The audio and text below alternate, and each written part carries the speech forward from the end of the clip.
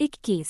घर की देखभाल। कुछ दिनों बाद बुढ़िया प्रू की जगह एक दूसरी स्त्री बिस्कुट और रोटियां लेकर आई। उस समय मिस अफिलिया रसोई घर में थी। दीना ने उस स्त्री से पूछा, क्यों री, आज तू रोटी कैसे लाई है? प्रू को क्या हुआ? प्रू अब नहीं आएगी। उस स्त्री ने यह बात ऐसे ढंग से कही जैसे इसमें कुछ रहस्य हो। दीना ने पूछा, क्यों नहीं आएगी? क्या वह मर गई? उस स्त्री ने मिस अफिलिया की ओर देखते हुए कहा, हम लोगों को ठीक ठीक मालूम नहीं है। वह नीचे के तहखाने में है। मिस अफिलिया के रोटियां ले लेने के बाद दीना उस स्त्री के पीछे पीछे दरवाजे तक गई। उससे पूछा, प्रू है कहाँ? कुछ तो कह। वह स्त्री कहना चाहती थी पर डर से नहीं कह रही थी। अंत में दबी जबान से चुपके चुपके बोली, अच्छा देख, तू किसी से कहना मत। प्रू ने एक दिन फिर शराब पी ली। इस पर उन लोगों ने उसे नीचे के तहखाने में बंद करके दिन भर रख छोड़ा। फिर मैंने लोगों को कहते सुना कि उसके शरीर पर मक्खियां भिन भिना रही हैं और वह मरी पड़ी है। ये सुनकर दीना ने विस्मय से हाथ उठाया और पीछे हट गई। तभी देखती क्या है कि इवांजेलिन उसके पास खड़ी है। इवा की आंखें स्थिर हैं, मुंह सूख गया है, गालों और होंठों की सुर्खी गायब होकर सफेदी छा रही है। दीना चिल्ला उठी, बाप रे बाप, भगवान बचाएं, इवा बेहोश हो रही है। अरे, हम लोगों को क्या पड़ी थी जो उसे ये सब बातें सुनने दी? मालिक को पता लगने से वो बहुत नाराज होंगे। बालिका ने दृढ़ता से कहा, मुझे बेहोशी नहीं होगी और मुझे ये बातें सुननी क्यों नहीं चाहिए। कष्ट की बातें सुनने में मुझे उतनी पीड़ा नहीं होगी जितनी प्रू को कष्ट सहने में। दीना ने कहा, नहीं, तुम सरीखी कोमल नन्ही बालिकाओं को ये कष्ट कथाएं नहीं सुननी चाहिए। इन बातों से तुम्हें बड़ी पीड़ा होती है। इवा ने फिर ठंडी सांस ली और बड़े वितृष्णचित से पैर धरती हुई दुमंजिले कमरे में चली गई। मिस अफिलिया ने प्रू के बारे में बड़ी सरगर्मी से पूछताछ की। दीना से जो कुछ सुना था उसे खूब नमक मिर्च लगाकर कह सुनाया। टॉम ने अपने पहले दिन की तहकीकात सुनाई। सेंटिक्लेयर जिस कमरे में बैठा अखबार पढ़ रहा था, उसमें जाकर पैर रखते ही मिस अफिलिया ने कहा, ऑफ, कैसा बीभत्स कांड है, कैसा जघन्य व्यापार है। सेंटिक्लेयर ने पूछा, जी, आज कौन सा अधर्म का पहाड़ टूट पड़ा? मिस अफिलिया बोली, तुम्हारे लिए कोई बात ही नहीं है। मैंने तो ऐसी बात कभी नहीं सुनी। उन लोगों ने मारे कोड़ों के प्रू को मार डाला। मिस अफिलिया ने बहुत विस्तार से वह बात कह सुनाई। सेंटिक्लेयर ने अखबार पढ़ते पढ़ते कहा, मैंने तो पहले से समझ रखा था कि किसी दिन यही होना है। अफिलिया बोली, तुमने समझ रखा था और इसके प्रतिकार का कोई उपाय नहीं किया? क्या तुम्हारे यहाँ ऐसे 5 भलेमानस नहीं हैं जो मिलकर इन निष्ठुरताओं का निवारण करने का यत्न करें? सेंटिक्लेयर ने कहा, जो अपने दास दासियों की जान लेता है वह स्वयं अपना माल नष्ट करता है। इसमें दूसरे को बोलने का कोई अधिकार नहीं। अपना नफा नुकसान हर एक आदमी दूसरे की अपेक्षा अच्छी तरह समझता है। भरसक अपने दास दासियों को मारकर अपना नुकसान कोई नहीं करता, पर प्रू पैसे चुरा चुरा कर शराब पीती थी, इससे उसके मालिक का बहुत नुकसान होता था, इसी से उसे मार डाला होगा। मिस अफिलिया ने कहा, एग्स्टिन, वास्तव में यह बड़ा ही भयंकर धंधा है। निश्चय ही इसके लिए तुम्हें ईश्वर का कोपभाजन बनना पड़ेगा। सेंटिक्लेयर बोला, प्यारी जी, मैंने कभी ऐसा नहीं किया, पर मैं दूसरों को नहीं रोक सकता। यदि नीच पशु के जैसे मनुष्य अपनी इच्छानुसार यह अत्याचार करते हैं तो बताओ, मैं उसमें क्या करूं? कानूनन हर आदमी अपने अपने दास दासियों पर पूर्ण अधिकार रखता है। दास दासियों को जान से मारकर भी कोई दंड नहीं पा सकता। जब कानून ने उन्हें इतना अधिकार दे रखा है तो कोई क्या कर सकता है? इसलिए सबसे भली बात चुप रहना है। उधर से अपने आंख कान बंद किए बैठे हैं। जो होता है सो होता है। मिस अफिलिया ने कहा, तुम कैसे अपनी आंखों और कानों को इधर से बंद कर लेते हो? तुम कैसे चुपचाप ये अत्याचार होने देते हो? इस भयंकर आचरण की कैसे उपेक्षा की जा सकती है? सेंटिक्लेयर बोला, बहन, तुम क्या आशा करती हो? देखो, यह एक मूर्ख, आलसी, भले बुरे का ज्ञान न रखने वाली, चिरपराधीन मनुष्य जाति दूसरी बहुत ही स्वार्थपरायण, अर्थ पिशाच मनुष्य जाति के पंजों में फंसी हुई है। इन स्वार्थियों को जब इतनी बेहिसाब ताकत दे दी गई है, तब ऐसे भयंकर और कठोर आचरणों का होना अवश्यंभावी है। ऐसे समाज में एकाध सज्जन होकर ही क्या कर सकते हैं। मेरी अकेले की ऐसी बिसात नहीं कि इस देश भर के गुलामों को खरीद कर उन्हें दुख से मुक्त कर दूं। ये कहते कहते सेंटक्लेयर का सदा प्रफुल्ल मुख कुछ देर के लिए कुम्हला गया। उसकी आंखें डबडबाई सी जान पड़ी, पर तुरंत उसने अपने मनोभाव को छिपाकर मुस्कुराते हुए कहा, बहन, तुम वहां यमराज की नानी का सा मुंह बनाए क्या खड़ी हो? इधर आओ। तुमने अभी देखा क्या है? इस संसार भर के पाप, अत्याचार और सख्तियों का हिसाब लगाकर सोचा जाए तो जीवन मुश्किल हो जाए। इस संसार में कुछ भी अच्छा न लगे। ये कहकर सेंटक्लेयर लेट गया और अखबार पढ़ने लगा। मिस अफिलिया जमीन पर बैठी बैठी उदासी के साथ मोजा बुनने लगी। उसके हाथ चलते थे, पर जब वो उन बातों को सोचने लगी तो अकस्मात उसके हृदय में आग भभक उठी और अंत में वह फूट पड़ी।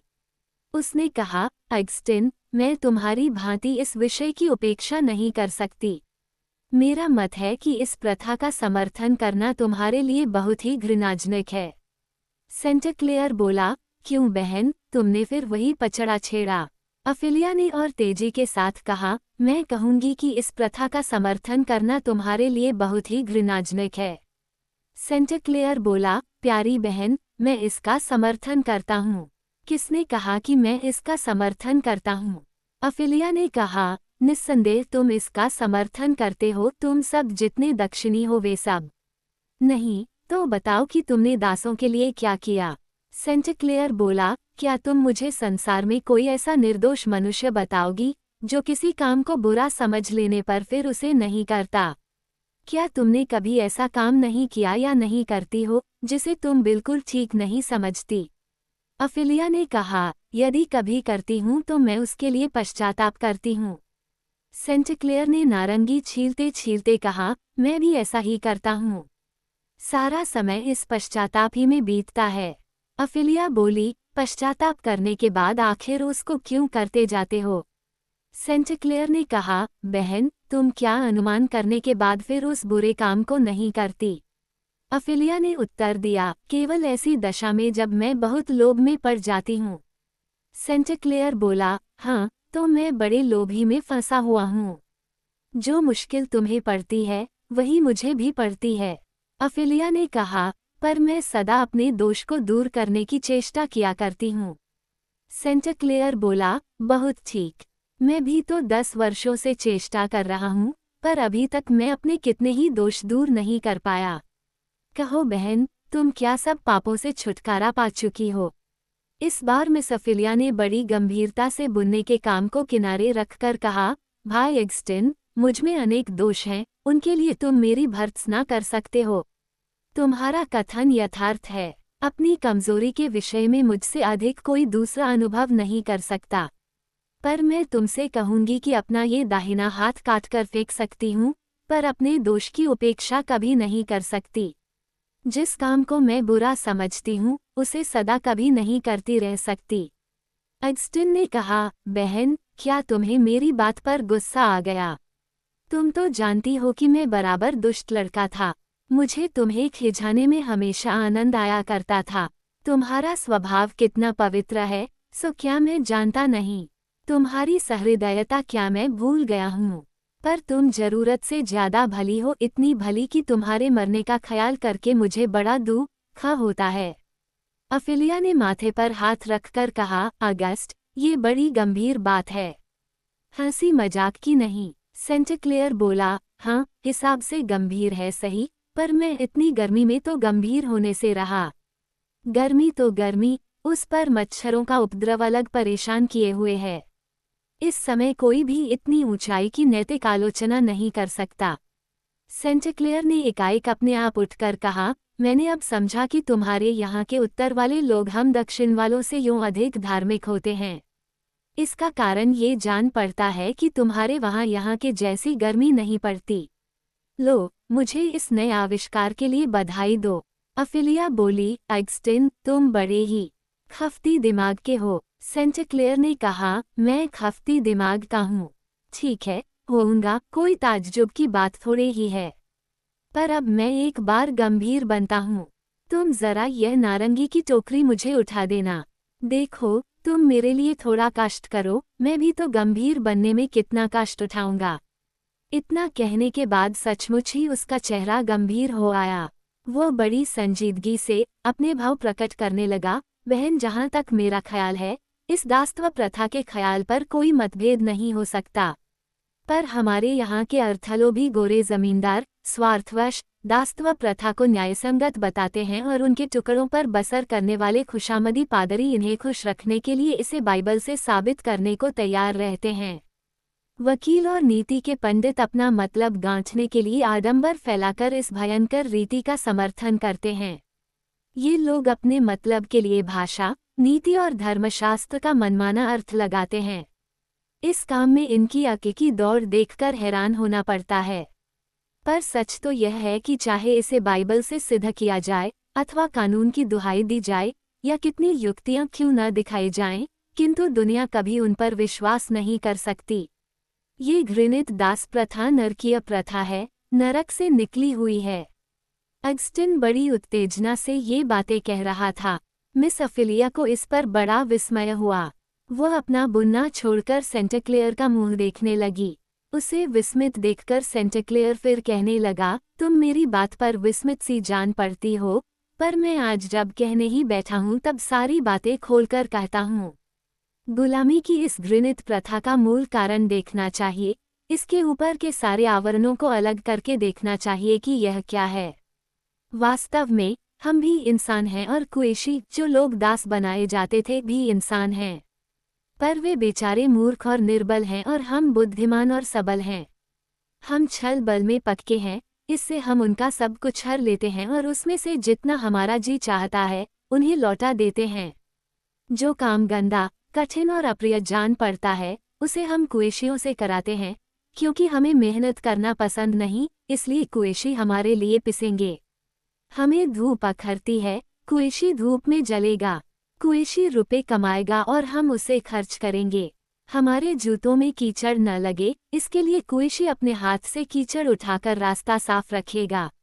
यहाँ तो कुएशी को हमारी इच्छा के अनुसार चलना ही है, किंतु उसके परलोक के स्थान के निर्णय का ठेका भी हम ही लोगों के हाथ में है। हमारी कोई स्वार्थ सिद्धि होती हो तो उसे अवश्य नरक में जाना पड़ेगा। हमारे देश के कानून का मतलब इसके सिवा और कुछ नहीं है। गुलामी की प्रथा के दुर्व्यवहार करने का हल्ला मचाना पागलपन है। इतनी बड़ी कुप्रथा का और क्या दुरुपयोग हो सकता है। इस घृणित रिवाज का जारी होना ही मनुष्य शक्ति का घोरतर दुरुपयोग है। इस पाप से यह पृथ्वी रसातल को क्यों नहीं चली जाती? इसका कारण यह है कि हम में से सब जंगली जानवर ही नहीं है, कोई कोई आदमी बनकर पैदा हुए हैं। हम में से कुछ के हृदय में थोड़ी बहुत दया भी है। कानून ने गुलामों पर अत्याचार करने की जो शक्ति प्रदान की है, उसका भी हम पूरा प्रयोग नहीं करते। इस देश का नीच से नीच दास स्वामी गुलामों के साथ चाहे जितना बुरा बर्ताव करता हो, चाहे जितने अत्याचार करता हो, सब कानून की सीमा के अंदर ही हैं। इतना कहते कहते सेंटाक्लेयर बेहद उत्तेजित हो गया। वो उठकर फर्श पर जल्दी जल्दी टहलने लगा। उसका सुंदर चेहरा सुर्ख हो गया और उसके विशाल नेत्रों से आग सी निकलने लगी। इसके पहले मिस अफिलिया ने कभी उसकी ऐसी भावभंगिमा नहीं देखी थी। इससे विस्मित होकर वह चुपचाप उसकी ओर देखती रही।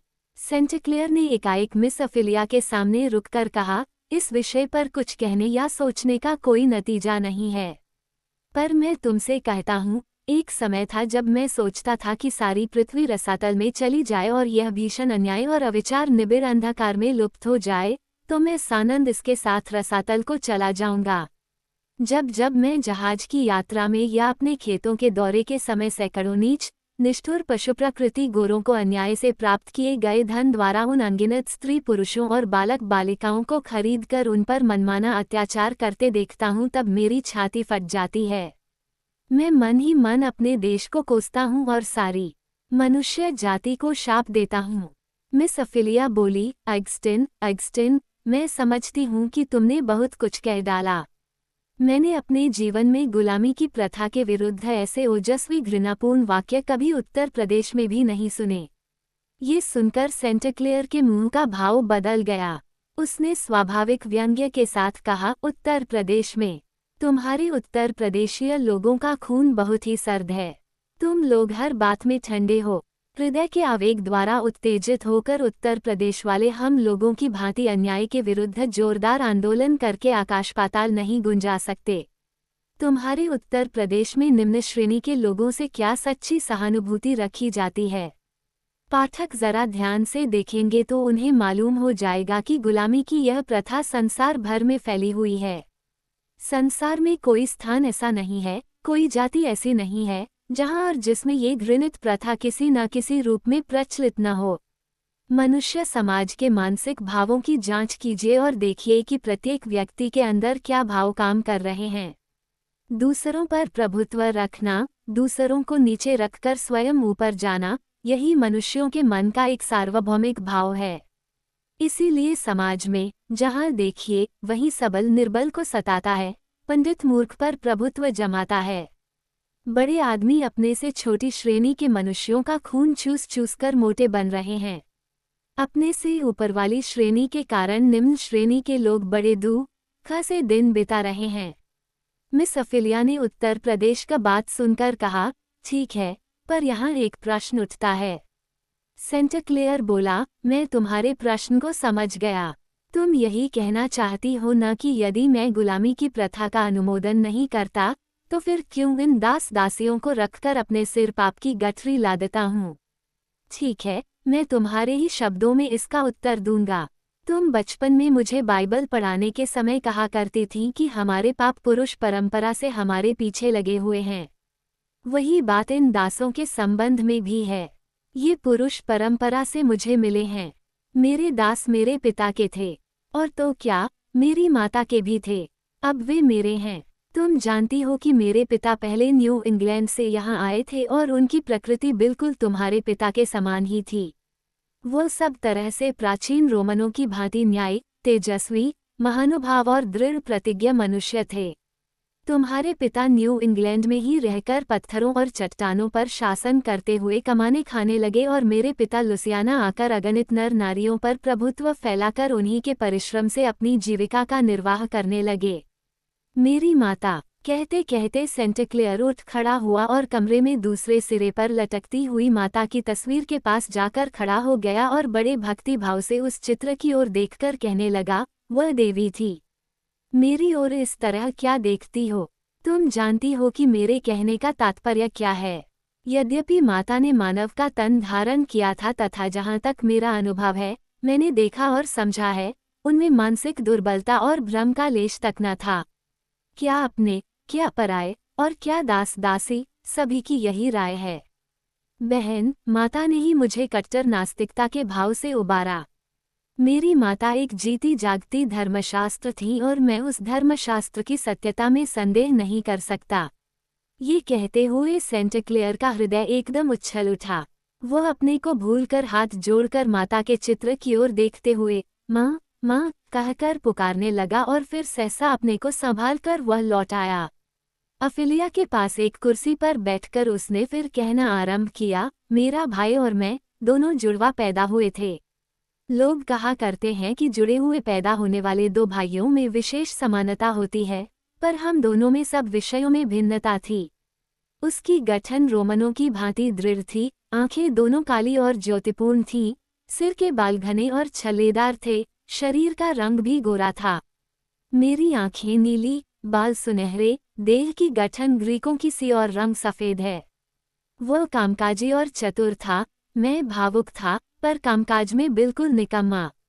वह बराबर वालों तथा मित्रों के साथ बड़ी सज्जनता का व्यवहार करता था, पर अपने से छोटे लोगों पर बड़ा रौब रखता था। अपनी इच्छा के विरुद्ध काम करने वाले पर वह कभी दया नहीं करता था। हम दोनों ही सत्यवादी थे। उसकी सत्यप्रियता साहस और अहंकार से उत्पन्न हुई थी और मेरी सत्यनिष्ठा भावुकता से। हम दोनों एक दूसरे को चाहते थे। वह पिता का प्यारा था और मैं माता का दुलारा।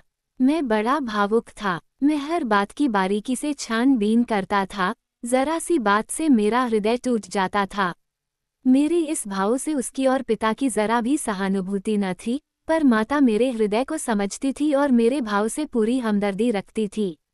इसी कारण अल्फ्रेड से झगड़ने पर जब पिता मुझे तीखी निगाह से देखते थे, तब मैं माता के कमरे में आकर उसके पास बैठ जाता था। माँ की उस समय की वह स्नेह भरी दृष्टि मुझे आज भी याद आती है। वो हमेशा सफ़ेद कपड़े पहना करती थीं। मैं जब कभी बाइबल के रेवेलेशन अंश में निर्मल शुभ्र वस्त्रधारी देवताओं का वर्णन पढ़ता हूँ तब मुझे अपनी माता की याद आ जाती है। अनेक विषयों में माता बड़ी पारदर्शिनी थी। संगीत में उनकी बड़ी पहुँच थी। माँ जब ऑर्गन बाजे पर अपने देवोपम कंठ से गाती, तब मैं उनकी गोद में सिर रखकर कितना विह्वल हो जाता, कितने स्वप्न देखता, कितना सुख पाता, इसका वर्णन करने के लिए मेरे पास शब्द नहीं हैं। उन दिनों दास प्रथा का विषय इतने वाद विवाद का विषय नहीं था। कोई व्यक्ति स्वप्न में भी इसे हानिप्रद नहीं समझता था। मेरे पिता जन्म से ही जात्यभिमानी थे।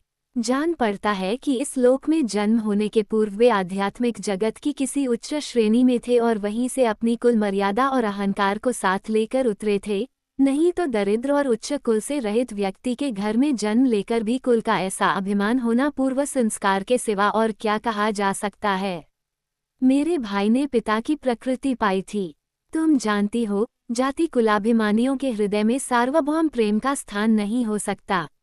उनकी सहानुभूति समाज की एक निर्दिष्ट सीमा के पार नहीं जा सकती। इंग्लैंड में सीमा की यह रेखा एक जगह टिकी हुई है, तो ब्रह्मदेश में दूसरी जगह, अमेरिका में तीसरी जगह, पर इन सब देशों के जाति कुलाभिमानियों की दृष्टि इससे आगे कभी नहीं बढ़ती। इस श्रेणी के लोग केवल अपने बराबर वालों से ही सहानुभूति रखते हैं। वे अपनी श्रेणी वालों के लिए जिन बातों को अत्याचार और अन्याय में गिनते हैं, उन्हीं बातों को दूसरी श्रेणी वालों के लिए कुछ भी नहीं समझते। पिता की दृष्टि में रंग सीमा निदर्शक था। गोरों को वह अपनी श्रेणी का समझते थे और उनके साथ उनका व्यवहार भी न्याय संगत और आदर्श था। पर इन बेचारे गुलामों को वह मनुष्य नहीं समझते थे। इन्हें तो वे मनुष्यों और पशुओं के बीच की श्रेणी का जीव मानते थे। मैं समझता हूँ कि अगर कोई उनसे पूछता कि इन गुलामों में आत्मा है या नहीं, तो वह बड़े संदेह में पड़कर हाँ में इसका उत्तर देते। मेरे पिता आध्यात्मिक आलोचना की कुछ भी परवाह नहीं करते थे। धर्म पर भी उनकी वैसी श्रद्धा न थी। वह समझते थे कि कोई ईश्वर है तो जरूर, पर वह भी उच्च जाति के लोगों का ही रक्षक है। मेरे पिता के कपास के खेतों में कम से कम 500 गुलाम काम करते थे। इनके काम की देखरेख के लिए स्टव नाम का एक नर पिशाच रखवाला था। वह गुलामों को दिन रात सताया करता था। वह व्यक्ति माता को और मुझे फूटी आंख न सुहाता था, पर पिता उसे चाहते और उसका विश्वास करते थे। इससे गुलामों को वह खूब सताता और मारता पीटता था। मैं उस समय बच्चा ही था, पर उसी समय से मामूली आदमियों पर मेरा बड़ा प्रेम हो गया था। मैं सदा खेत और घर के गुलामों की झोपड़ियों में जाया करता, उनकी सब तरह की शिकायतें सुनकर आता और माता से कहता। फिर हम दोनों मिलकर उनका दुख दूर करने के उपाय साचते थे। हम लोगों की कोशिश से जुल्म कुछ कम होने लगे। हम जब कभी गुलामों का दुख थोड़ा भी दूर करने में सफल हो जाते, तो हमारे हर्ष की सीमा न रहती। इन सब बातों को देखकर एक दिन स्टव ने जाकर मेरे पिता से शिकायत की कि उससे प्रबंध नहीं हो सकेगा, उसका इस्तीफा मंजूर कर लिया जाए। मेरी माता पर पिता का बड़ा अनुराग था, पर वह जिस काम को आवश्यक समझते थे, उसमें कभी पीछे नहीं हटते थे।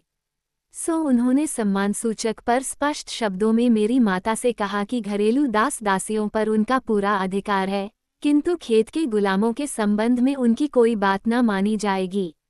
वो कहा करते कि मेरी माता ही क्या, स्वयं ईसा की माता मेरी भी आकर उनके काम में व्याघात डाले तो वह ऐसी ही खरी खरी सुनाएंगे। इसके बाद भी माता कभी कभी पिता से स्टव के अत्याचारों की बातें कहा करती थी। पिता अविचलित मन से उन बातों को सुन लेते और अंत में कह देते कि क्या करें, स्टव को नहीं छुड़ा सकते। उसके जैसा काम में होशियार और बुद्धिमान आदमी दूसरा नहीं मिलेगा। स्टव इतना ज्यादा सख्त भी नहीं है। यूं कभी कभी थोड़ी बहुत सख्ती कर लेता है, उसके लिए उसे दोष नहीं दिया जा सकता। बिना शासन के काम बिगड़ जाता है। कहीं की शासन प्रणाली देख लो, कोई भी निर्दोष नहीं मिलेगा। आदर्श शासन प्रणाली इस संसार में है ही नहीं। जिनका हृदय मेरी माता की भांति कोमल और ममता में है, जिनकी प्रकृति महान है, वे जब चारों ओर अत्याचार, अविचार और दुख यंत्रणाएं देखते हैं तथा उन्हें दूर नहीं कर सकते, तब उन्हें जैसी मानसिक वेदना होती है, इसका हाल अंतर्यामी के सिवा दूसरा नहीं जान सकता। वे जिसे अन्याय समझते हैं उसे दूसरा कोई अन्याय नहीं कहता, वे जिसे भीषण निष्ठुर समझते हैं उसे दूसरे 10 निष्ठुरता नहीं मानते। इसी से लाचार होकर वे चुपचाप अपने मन के दुख को मन ही में दबाए बैठे रहते हैं। इस पाप संताप कलुषित पृथ्वी पर उनका जीवन सदा दुखों का आधार बना रहता है। मेरी माता ने जब देखा कि वह दुखी दासों का दुख दूर नहीं कर सकती, तब वह निराश हो गईं। लेकिन हम दोनों भाइयों को भविष्य में निष्ठुर न होने देने के विचार से अपने विचारों और भावों की शिक्षा देने लगी। शिक्षा के संबंध में तुम चाहे जो कुछ क्यों ना कहो, पर मैं समझता हूँ कि जन्म से मनुष्य की जैसी प्रकृति होती है, वह सहज में नहीं बदलती। अल्फ्रेड जन्म से ही हुकूमत पसंद और जात्याभिमानी था। उस पर माता के उपदेशों और अनुरोधों का कोई असर न होता था। मानो संस्कारवश अल्फ्रेड की युक्तियां और तर्क दूसरा पक्ष समर्थन करते थे, परंतु मेरे हृदय में माता की कथनी अच्छी तरह जमने लगी। उनका जीता जागता विश्वास और उनके हृदय की गाढ़ी भक्ति उनके प्रत्येक उपदेश के साथ साथ मेरे हृदय में प्रवेश करती थी। वो मुझे समझाया करती थी कि मनुष्य धनी हो या दरिद्र, उसके धनी या दरिद्र होने से उसकी आत्मा का महत्व नष्ट नहीं हो जाता। एक दिन आकाश में तारे दिखाकर मुझे कहने लगी, बेटा अगस्टिन, आकाश में जो लाखों तारे दिखाई दे रहे हैं, किसी समय इनका नाम निशान मिट जाए, ऐसा हो सकता है।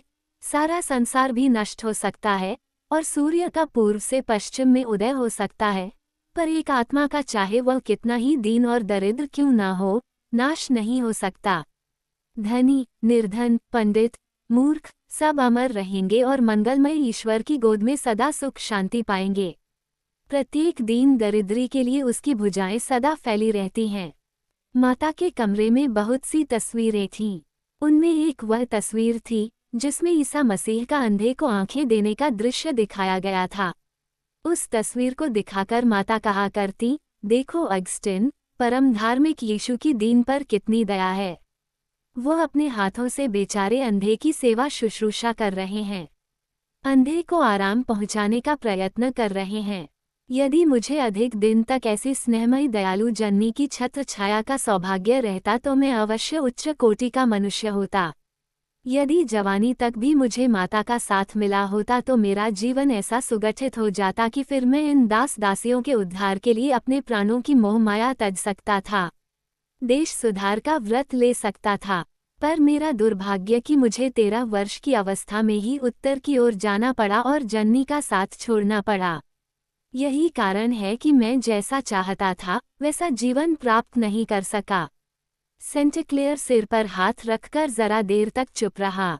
वो फिर कहने लगा, इस संसार के कामे में क्या कहीं सत्य, धर्म, भाव, न्यायसंगत आचरण और निस्वार्थ प्रेम दिखाई पड़ता है।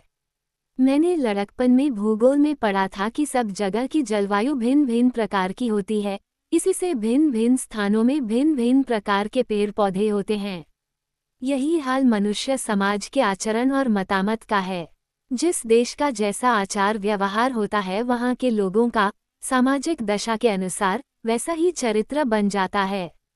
हमारे देश में दास प्रथा प्रचलित है, इसी से यहाँ के लोग इस दास प्रथा में कोई बुराई नहीं समझते। पर इंग्लैंड वालों के कानों में जब इस प्रथा की कठोरता की भनक पहुँचती है तब उनकी छाती दहल जाती है। इस संसार में क्या शिक्षित और क्या गंवार, अधिकतर लोग ऐसे ही होते हैं कि जिनका निज का कोई स्वतंत्र मत नहीं होता।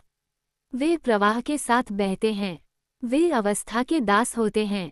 देश में प्रचलित अवस्था उन्हें जिस ओर ले जाती है उसी ओर आंख कान बंद करके बहे चले जाते हैं। किसी विषय की भलाई बुराई की स्वाधीनतापूर्वक परख करने की शक्ति उनमें नहीं होती। तुम्हारे पिता उत्तर की दास प्रथा के विरोधी संप्रदाय के साथ रहते थे, इससे दासत्व प्रथा के विरोधी हो गए थे, और मेरे पिता इस दास प्रथा के चलने वाले देश में रहते थे, इससे इस प्रथा के पक्षपाती थे। पर इस देश और संघ भेद से उत्पन्न हुई भिन्नता के सिवा उनमें और किसी प्रकार की भिन्नता नहीं थी, और बातों में उनकी प्रकृति में पूरी समता थी। दोनों में ही अपनी जाति का अभिमान था और शासन को पसंद करते थे।